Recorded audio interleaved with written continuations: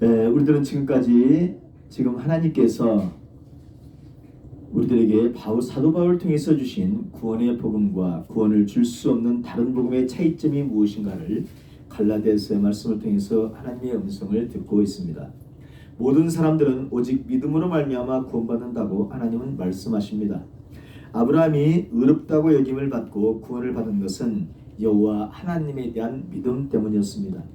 아브라함이 아들 이삭을 제물로 바치라는 하나님의 말씀에 순종한 것은 그에게 믿음이 있었기 때문입니다.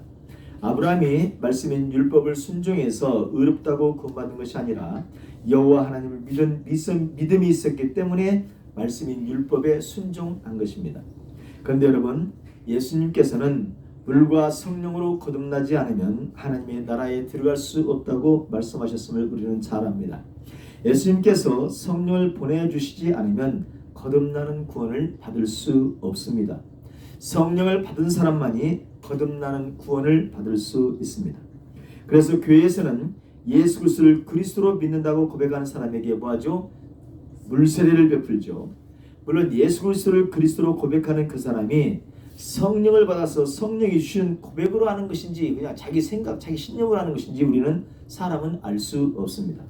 그러나 분명한 것은 성령의 내주가 있어야, 성령이 오셔야, 그래 성령의 내주가 있어야 십자가를 감당하신 예수님을 그리스도로 믿겠다고 마음과 정성과 힘을 다해서 고백할 수 있습니다. 그런데 성령을 받고 성령의 힘으로 예수님을 구주로 고백하는 사람은 반드시 성화의 삶, 거룩한 삶, 말씀대로 순종하는 삶을 살아가게 됩니다. 예수님을 구주로 고백하고 세례를 받았지만 성화의 삶, 말씀대로 순종하는 삶을 살지 않는 사람은 성령을 받지 못한 사람이라고 할 수도 있습니다. 그러니 이 사람은 아직 구원받지 못한 사람이라고 말할 수 있는 것입니다. 오늘 본문 갈라디아서를 받았던 갈라디아 지방의 그 교회들 안에는 할례를 행하고 유대 율법을 행해야 구원을 받을 수 있다는 율법주의자들이 기승을 부리고 있었습니다. 초대교회 성도들 안에는 두 가지의 이단 사상이 복음을 괴롭혔습니다. 먼저는 유대 율법주의자들이었고 또 하나는 헬라 철학을 기반으로 하는 영지주의였습니다. 제가 요즘에 제가 신학교 다닐 때도 영지주의에 대해서 교수한테 한번 물어본 적이 있는데 그분은 이 영지주의에서 잘 모르더라고요. 근데 초대교회사에서 했는데 그래서 제가 그때 영지주의를 물어봤음에도 불구하고 정확하게 개념을 대충은 알고 있었는데 정확한 개념은 잘 알고 있지 못했습니다. 그런데 요즘 하나님께서 이 영지주의가 무엇인지 또 오늘날 교회 내에 들어와 있는 영지주의가 무엇인지를 하나님께서 조금씩 알게 하고 계십니다. 초대교회 성도들 안에는 두 가지의 이단 사상이 복음을 괴롭혔는데 먼저는 유대 율법주의자였고 또 하나는 헬라 철학을 기반으로 하는 영지주의였어요. 오늘날에도 교회 안에는 거의 비슷한 성향의 이단들이 들어와 있습니다. 요즘 인터넷에는 세상의 정통 교회뿐만 아니라 이단 교회들, 거기에다가 기독교가 아닌 세상 종교와 세상 철학들까지 상세히 소개되고 있습니다. 정통 기독교가 아닌 카톨릭을 포함하는 다른 종교, 불교, 힌두교, 마호메트교, 거기다 세상의 인문 철학을 제외한다고 할지라도 소위 우리 교회라고 개신교회라고 말하는 사람들의 강의 내용을 보더라도 자기들이 배운 대로 서로 다르게 말하기 때문에 무엇이 진짜인지 정말 구별하기 어려운 시대입니다. 목사인 저도 그런데 하물며 일반 성도들은 얼마나 힘이 들겠습니까? 그런데 여러분, 예수님은 내가 길이요 진리요 생명이라고 말씀하셨어요. 또 주님은 진리를 알지니 진리가 너희를 자유하게 하리라고 말씀하셨습니다. 예수님이 진리이십니다. 예수님은 말씀이십니다. 그래서 성경 말씀이 진리입니다. 그런데 진리인 성경 말씀을 설명 해석하는데 이 사람의 해석하는 설명이 다르고 저 사람의 해석이 달라지면 되겠습니까? 성경 말씀이 진리라면 어느 목사님이 설교하든 똑같은 의미로 말씀해야 할 것입니다. 그런데 오늘날 현실은 그렇지 않습니다. 이 목사님, 저 목사님 하는 해석이 각자가 다릅니다. 하나님이 주신 성경 말씀을 자기들이 배운 신학과 성경 해석 방법에 따라서 엄청나게 다르게 설교하고 있습니다. 이래서 진짜 기독교 진리가 무엇인지를 구별하기 어려울 정도가 된 현재의 시대입니다. 예수님의 제자들인 사도들이 살아있던 초대교회인 바울 시대에도 똑같은 상황이 벌어지고 있었습니다. 오늘 본문의 갈라디아 교회는 할례를 받고 율법을 행해야 구원받는다는 율법주의자들이 성도들을 혼란에 빠뜨리고 있었습니다. 오직 예수 그리스도의 은혜의 복음의 본질을 훼손시키고 성도들의 믿음을 뿌리채 흔들고 있었습니다. 이런 상황에서 하나님은 사도들을 통해서 다른 복음을 구별하시고 순수 하나님께 주시는 계시하신 복음이 무엇인지를 말씀해 주십니다. 순수 복음은 나사렛 예수 그리스도를 구세주로 온전히 믿는 것입니다. 그래서 예수님의 말씀을 믿기 때문에 말씀대로 순종하며 사는 것입니다. 이것이 예수님의 마지막 심판 때에 구원의 완성을 이루는 유일한 길입니다. 이 길 외에 다른 길은 없습니다. 이 복음 외에 다른 복음이 없는 것입니다. 우리 오늘 본문을 들어갑니다. 우리 1절과 2절 두 절 말씀을 합독하겠습니다. 갈라디아서 3장 1절로 2절입니다. 어리석도다 갈라디아 사람들아, 예수 그리스도께서 십자가에 못 박히신 것이 너희 눈앞에 밝히 보이거늘 누가 너희를 꾀더냐? 내가 너희에게서 다만 이것을 알려 하노니 너희가 성령을 받은 것이 율법의 행위로냐 혹은 듣고 믿음으로냐. 아멘. 예수님께서 십자가에 못 박히신 사건을 직접 눈으로 본 것처럼 확실하게 믿고 있었던 갈라디아 지방의 교회들이 유대 율법주의자들의 공격에서 흔들리는 것을 지금 질타하는 내용입니다. 바울은 갈라디아 교회의 성도들이 성령을 받고 예수 그리스도를 믿게 됐던 경험을 말하면서 지금 복음을 변증하고 있습니다. 그들이 갈라디아 교회 성도들이 성령을 받은 것은 율법을 지키는 행위를 해서가 아니라는 것을 본인들이 더 잘 알고 있습니다. 바울에 의해서 선포되어지는 복음을 듣고 성령이 임하자 믿음이 생겼고 그 믿음으로 말미암아 구원받았다는 것을 본인 자신들이 더 잘 알고 있었습니다. 바울이 전하는 것이 할례가 아니었고 모세율법이 아니었기 때문입니다. 다메섹 도상에서 자기를 만나주신 나사렛 예수님에 대해서만 바울은 전했습니다. 십자가에서 죽으시고 다시 살아나신 예수 그리스도임을, 예수님이 그리스도이심을 믿어야 하고 예수님의 말씀을 순종해야 한다고 바울은 전했습니다. 그랬더니 그 복음을 들은 갈라디아 지방 교회 갈라디아 지방 사람들에게 그들에게 성령이 임하셔서 믿음이 생기게 하셨습니다.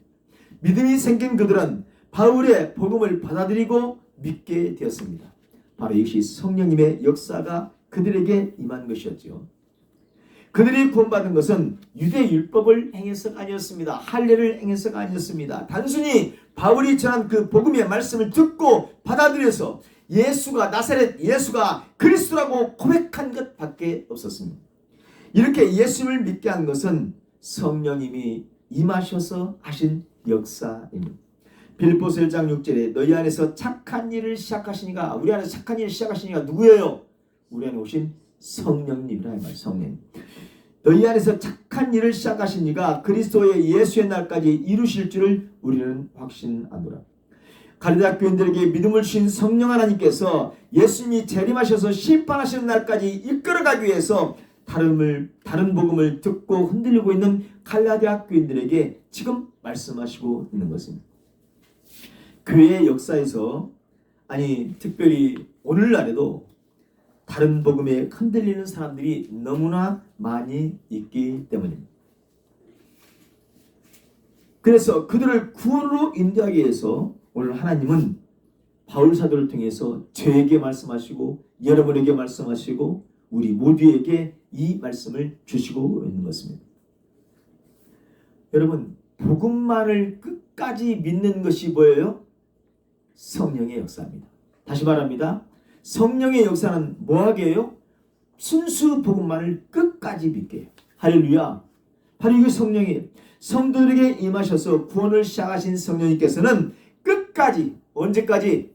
죽을 때까지 성도들을 구원하시기 위해서, 다른 말로 육체로 끝나버리지 않게 하기 위해서 오늘 이 말씀을 우리에게 주신 거에 있는 것입니다. 한번 성령이 임하시면 절대로 떠나시지 않으십니다. 주님은 마태복음 28장 20절에서 세상 끝날까지 너희와 항상 함께 있으리라고 약속하셨어요. 성령을 받은 사람은 이 약속이 믿어져서 믿음을 가지는 것입니다.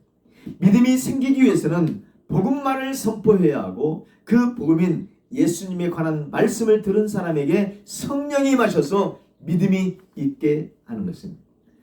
디도서 3장 5절에 우리를 구원하시되 우리가 행한 바 의로운 행위로 말미암지 아니하고 오직 그의 긍휼하심을 따라 중생의 씻음과 성령의 새롭게 하심으로 하셨나니 우리 구주 예수 그리스도로 말미암아 우리에게 그 성령을 풍성히 부어주신다. 예수님을 생각하고 예수님을 묵상해야 이게 뭐예요? 성령이 임하는 현상이에요. 할렐루야. 이 성령 하나님은 예수 그리스도로 말미암아 우리들에게 오셨고 또 우리들이 예수 그리스도의 십자가 아래에 머물러 있을 때 우리들의 자아가 죽어질 때 더 풍성히 우리에게 임하시게 되는 것입니다. 우리 3절 말씀을 합격하고 3절 너희가 이같이 어리석으냐 성령으로 시작하였다가 이제는 육체로 마치겠느냐. 갈라디아 교회 성도들은 성령을 받아 예수 그리스도를 믿음으로 성도들이 된 것이 분명합니다. 그런데 그들에게 유대 율법주의자들이 들어와서 큰 혼란을 일으키고 있었습니다. 그래서 하나님은 바울 사도를 통해서 너희들은 유대 율법을 행해서 성령을 받아 예수를 믿는 것이 아니라 하나님의 은혜로 복음을 듣는 중에 성령을 받아 예수를 믿는 믿음이 생겼다고 설명하고 있습니다. 성령은 오직 하나님의 은혜로 하나님의 시간에 임하십니다. 사도행전에 보면 인간적인 방법으로 성령의 능력을 받으려고 한 사람이 있었죠. 사도행전 8장 9절 24절에 기록된 사마리아 마술사 시몬이라는 하는 사람입니다. 이 마술사 시몬은 베드로와 요한 사도가 사마리아에 내려와서 사마리아 사람들에게 안수해 줄 때에 성령 받는 모습을 보고 충격받았습니다. 이 성령 받았을 때에 일어나는 상황이 어떤 현상이었는지 사도행전은 기록하고 있지 않지만 마술사인 시몬이 볼 때는 그 능력을 너무너무 받고 싶었어요. 그래서 사도들에게 돈을 주고 그 능력을 살려고 했습니다. 사도행전 8장 18절로 24절입니다. 시몬이 사도들의 안수로 성령 받는 것을 보고 이르되 이 권능을 내게도 주어 누구든지 내가 안수하는 사람은 성령을 받게 하여 주소서 하니 베드로가 이르되 너가 하나님의 선물을 돈 주고 살 줄로 생각하였으니 네 은과 네가 함께 망할지어다. 하나님 앞에서 네 마음이 바르지 못하니 이 뒤에는 네가 관계도 없고 분깃될 것도 없느니라. 그러므로 너의 이 악함을 회개하고 주께 기도하라. 혹 네 마음에 품은 것을 사하여 주시라. 내가 보니 너는 악독이 가득하며 불의에 매인 바 되었도다. 시몬이 대답하여 이르되 나를 위하여 주께 기도하여 말한 것이 하나도 내게 임하지 않게 하소서 하니라. 구원과는 상관이 없는 사람들은 오직 성령 하나님의 능력과 은사만 사모합니다. 그래서 영혼들의 구원과는 상관없는 성령의 은사와 능력을 받으려고 기도해요. 저도 누구보다도 이 성령님의 능력과 은사를 받기 위해서 기도했던 사람 중에 한 사람이었습니다. 그런데 성령님의 진짜 능력과 진짜 성령님의 은사의 진수는 예수님을 그리스도로 믿게 하는 것입니다. 그래서 이 성령을 받으면 사랑의 본체이신 예수님이 오셨기 때문에 사랑의 사람으로 영원 사랑하는 사람으로 바뀌어지는 거예요. 마술사 시몬은 성령님이 임하실 때 일어나는 눈에 보이는 능력을 돈을 주고 사려고 했습니다. 요즘 말로 말하면 돈을 바치고 임파테이션 해달라고 한 것입니다. 이런 시몬에게 베드로는 어떻게 응하고 있습니까? 오늘 본문에서 네가 하나님의 선물을 하나님의 은사를 돈 주고 살 줄로 생각하였으니 네 은과 네 돈과 네가 함께 망할지어다라고 저주했습니다. 성령이 임하시면 가장 먼저 하시는 일은 회개하게 하는 일입니다. 하나님의 자녀로 부르셔서 거듭나게 하시고 나사렛 예수님을 그리스도로 믿게 하시고 의롭다 칭하시고 말씀에 순종하는 삶, 성화의 삶을 살아가게 하십니다. 성령님은 성도들이 산 소망을 가지고 천국을 향해서 이 세상을 나그네의 삶으로 살아가게 하십니다. 성령님은 십자가의 길, 사랑의 길을 걸어가게 하십니다. 넓은 길이 아니라 좁은 길을 걸어가게 하시는 것입니다. 성령님이 임하셔서 이렇게 구원의 일을 하실 때에는 초월적인 일들도 일어납니다. 질병이 치유되는 일도 있습니다. 귀신이 떠나가는 일도 있습니다. 예언이 되어질 때도 있습니다. 환상이 열릴 때도 있습니다. 하지만 성령님은 이런 표적만, 이런 능력과 은사만을 주기 위해서 임하시지 않습니다. 성령님은 이 세상에 썩어질 육체만을 위해서 살다가 육체로 마치게 하는 분이 아니시기 때문에 능력과 은사만을 나타내시지 않는 분이라는 것. 그래서 성령을 받은 사람은 결코 육체로 마치지 않게 됩니다. 여기서 육체라는 단어는 성령을 받지 못해서 인간적인 삶만을 추구하는 육적 자라는 의미가 육체라는 단어입니다.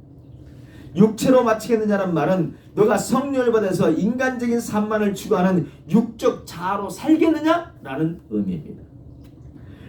어찌 성령을 받는 너희가 성령을 받지 못한 육적 자아로 죽으려고 하느냐는 의미가 바로 육체로 마치겠느냐라는 말씀의 의미입니다.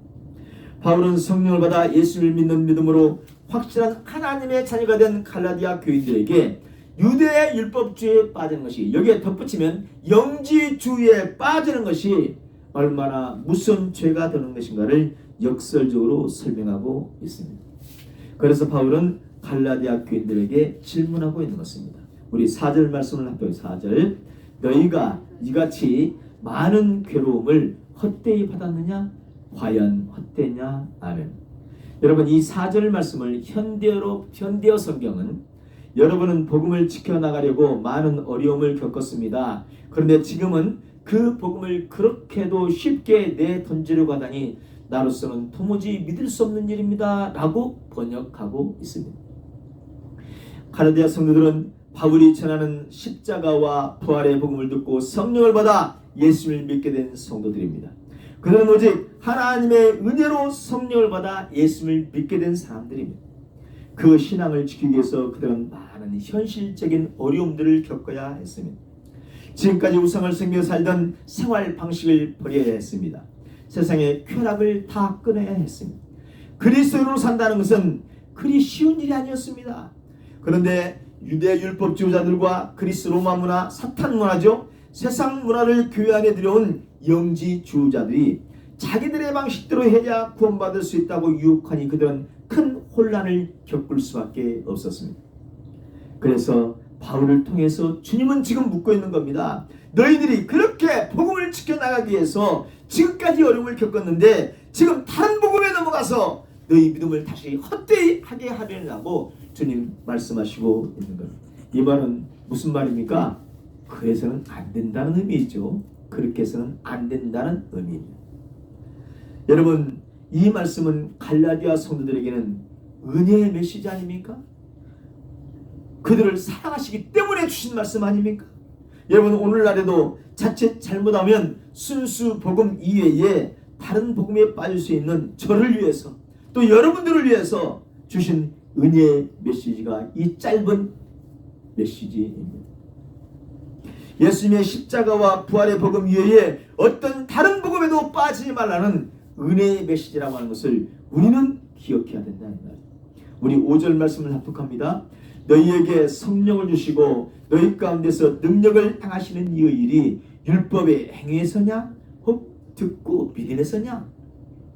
하나님께서 갈라디아 성도들에게 성령을 주시고 그들 가운데서 능력을 행하신 것은 그들이 율법을 행했기 때문이 아니었습니다.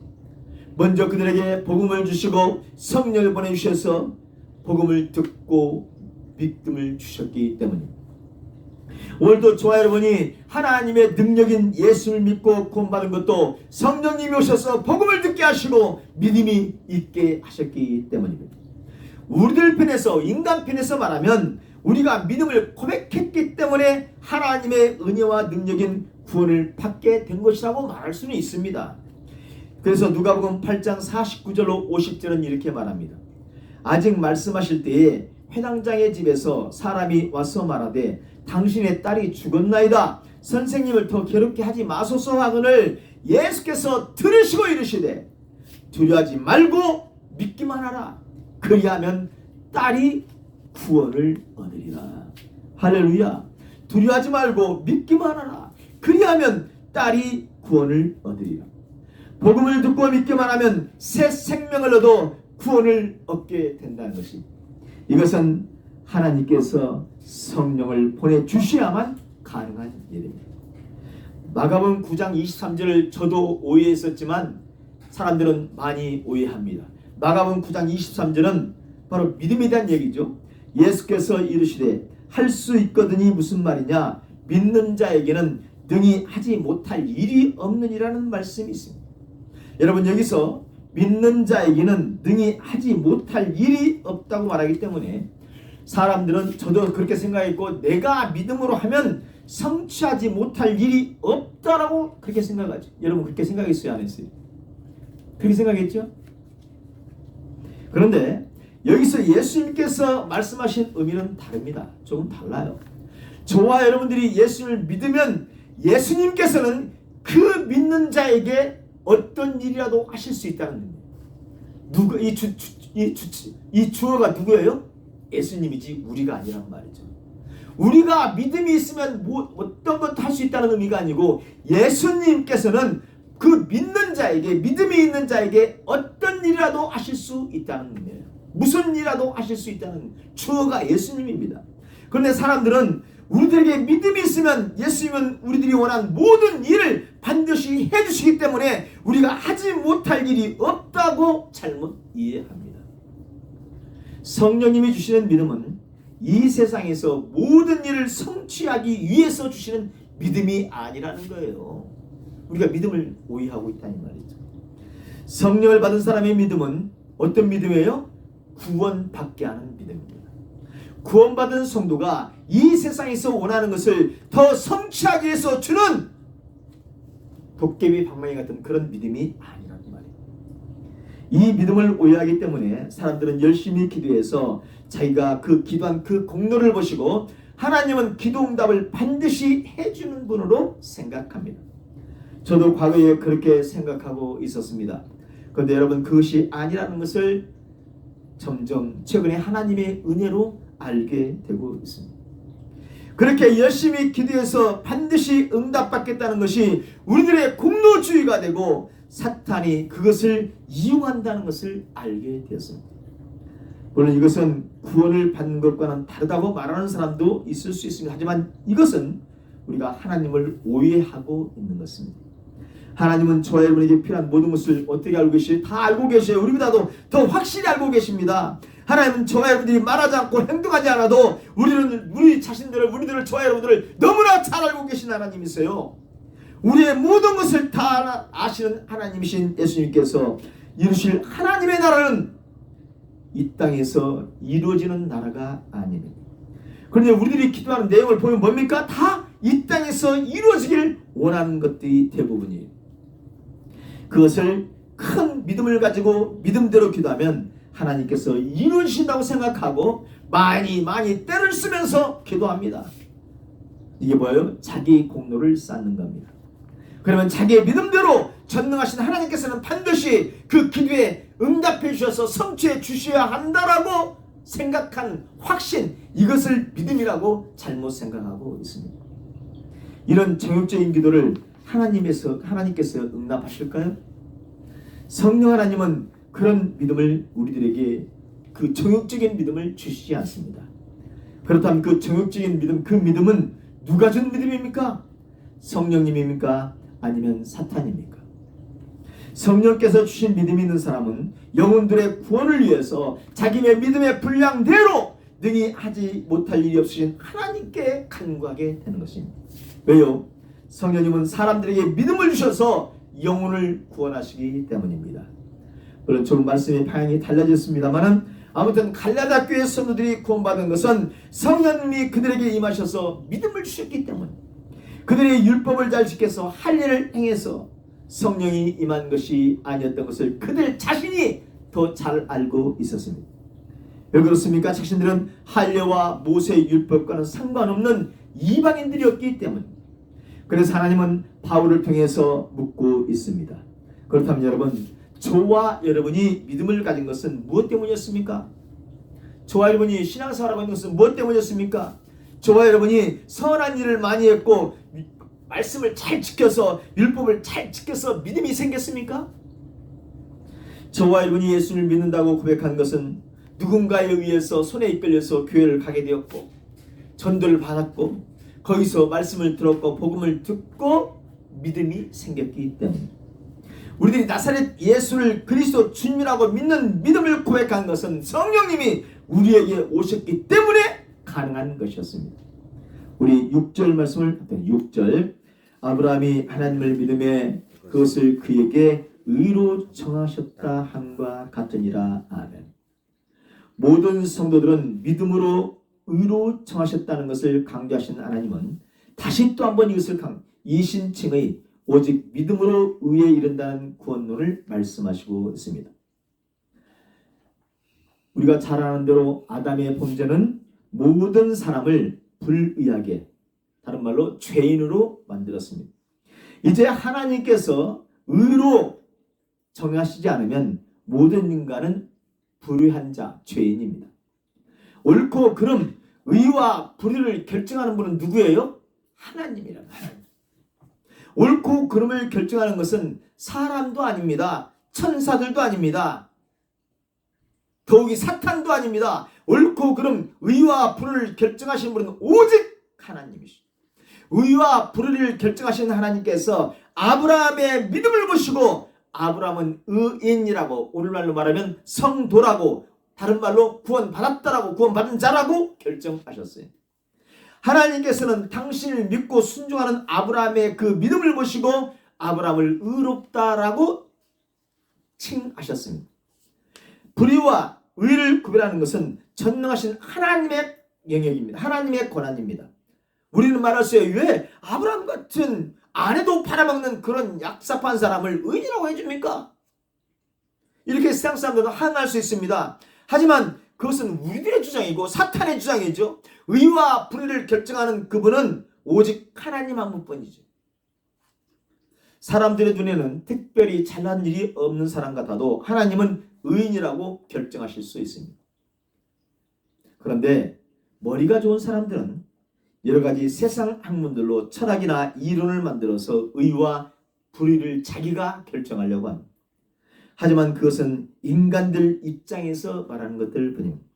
창조주이시며 이 세상을 섭리하고 계시는 하나님은 자신을 의지하고 믿는 사람을 의인이라고 칭하십니다. 세상적으로는, 도덕적으로는 아무리 도덕적인 사람도 예수님과 하나님을 믿지 않는 사람은 모두 다 죄인일 뿐입니다. 이제 아브라함뿐만 아니라 모든 인간들 중에서 하나님은 믿는 사람만 의롭다고 칭하시기 때문에 영적으로는 믿음이 있는 사람이 아브라함의 자손이 된다라고 말씀하고 있는 거예요.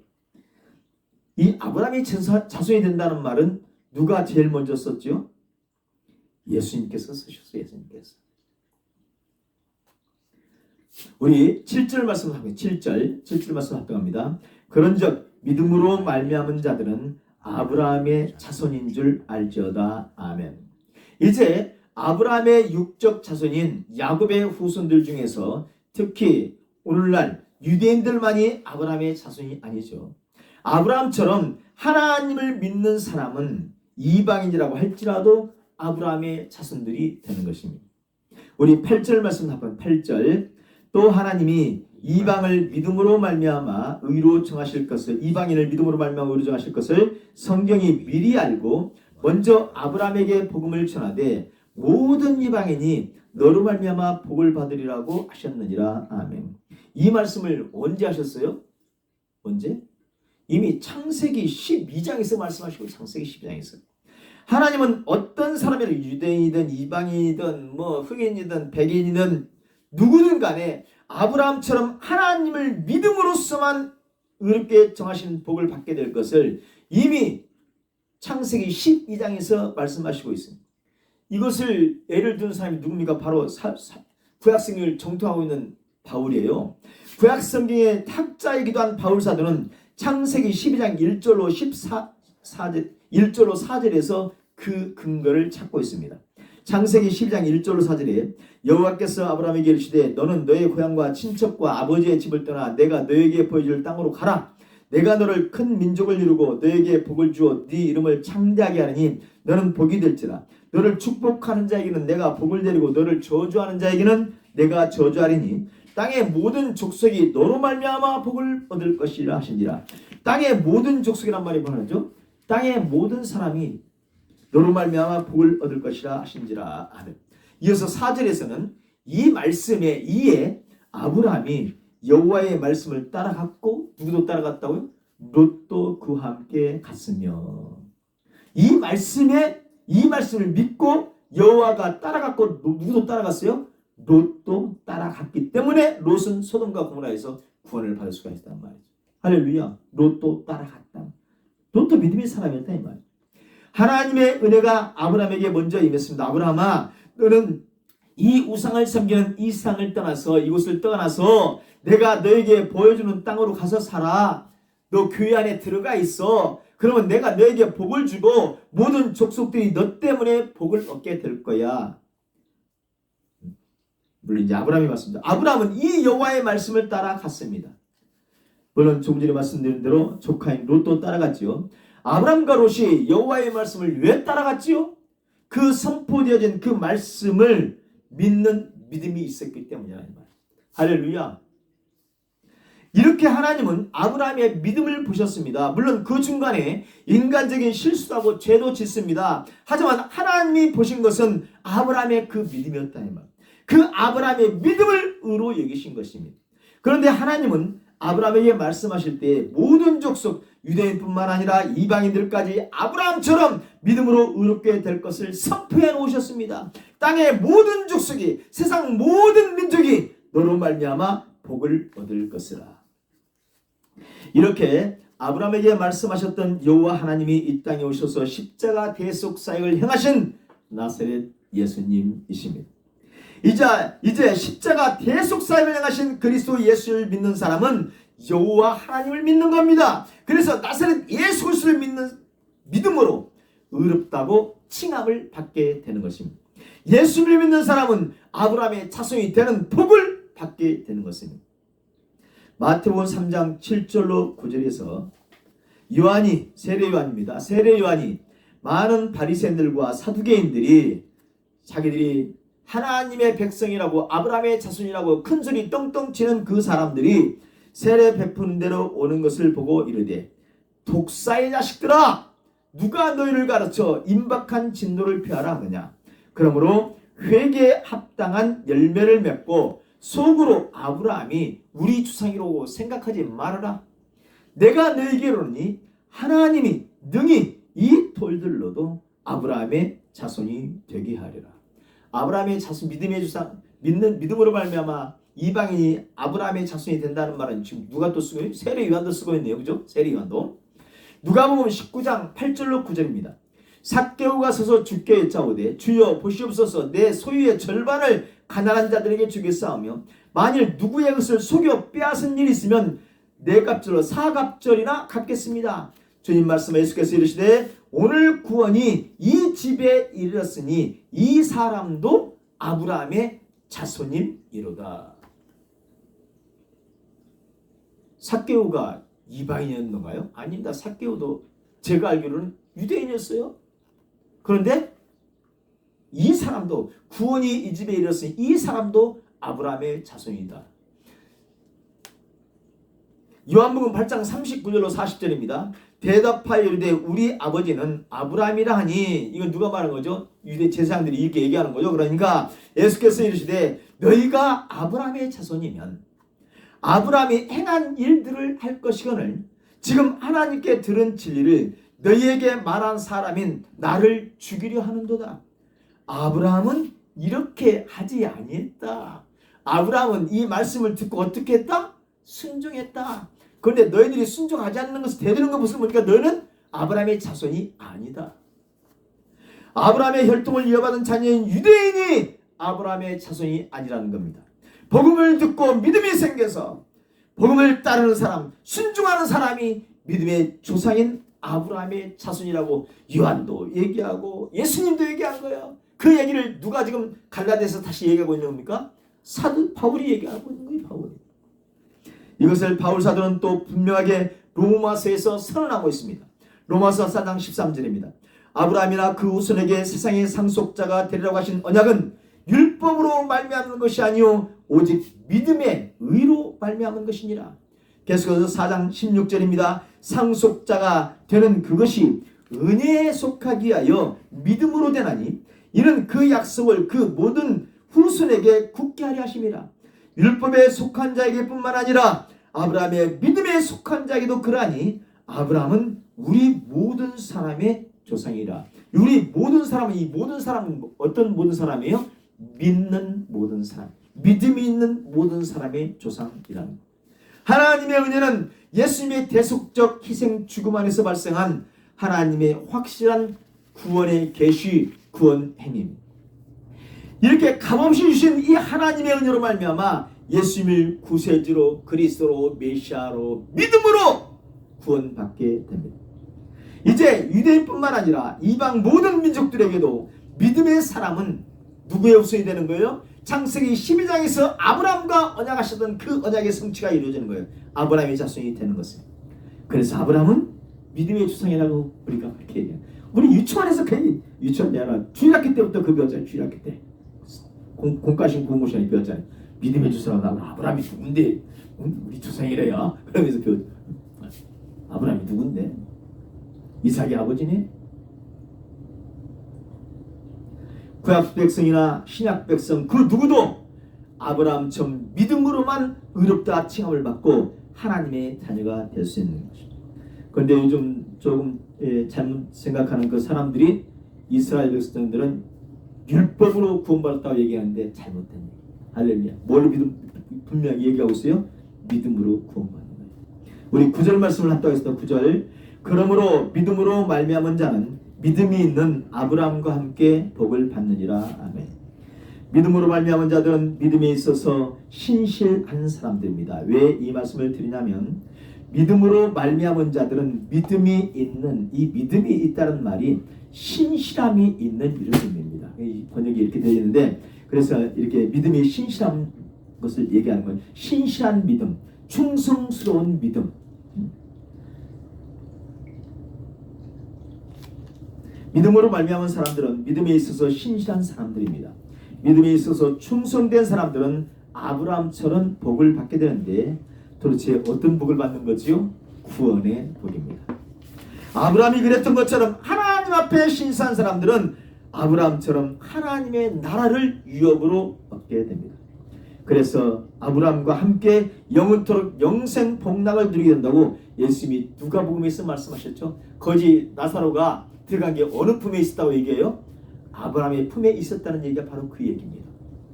누가복음 16장 19절 이하에는 거지 나사로와 부자의 이야기가 나옵니다. 거지인 나사로는 죽어서 아브라함의 품에 갔습니다. 낙원에 간 것이죠. 하지만 부자는 지옥에 들어갑니다.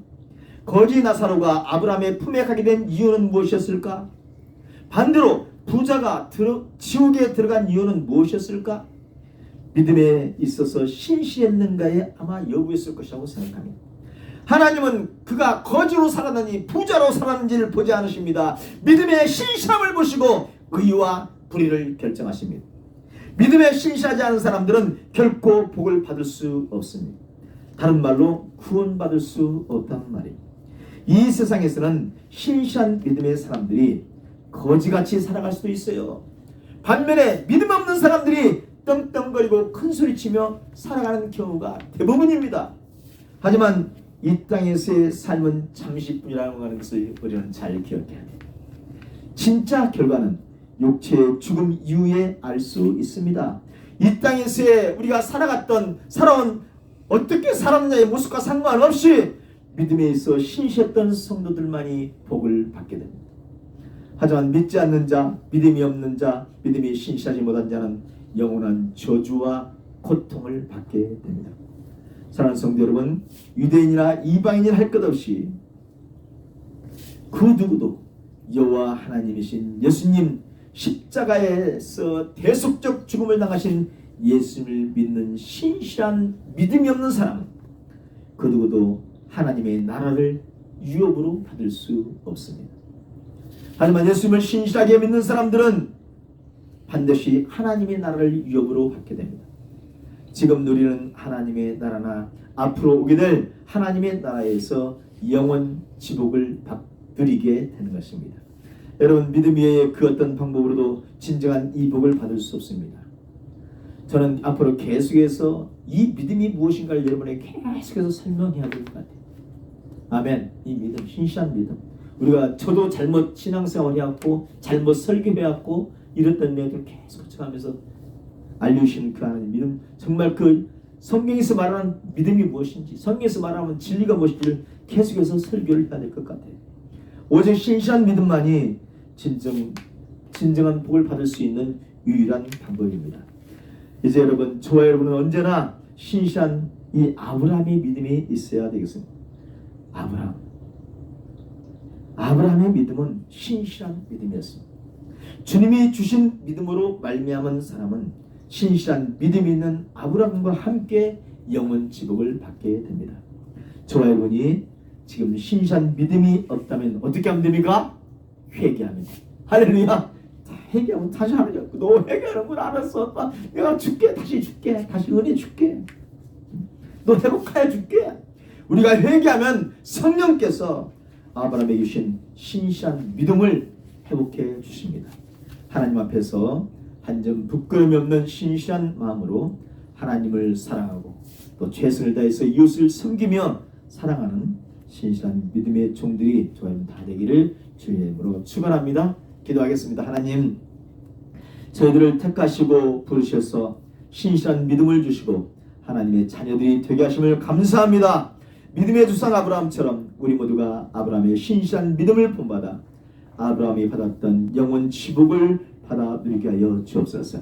하나님, 어떤 세상 유혹에서도 흔들리거나 넘어지지 않게 하시고 주님의 손으로 붙들어 주옵소서. 찬양해 주세요. 오직 천성을 향해서만 한 걸음 한 걸음 걸어가게 하여 주옵소서. 주님, 연약한 저희들을 긍휼히 여겨 주시옵소서. 주님 감사합니다.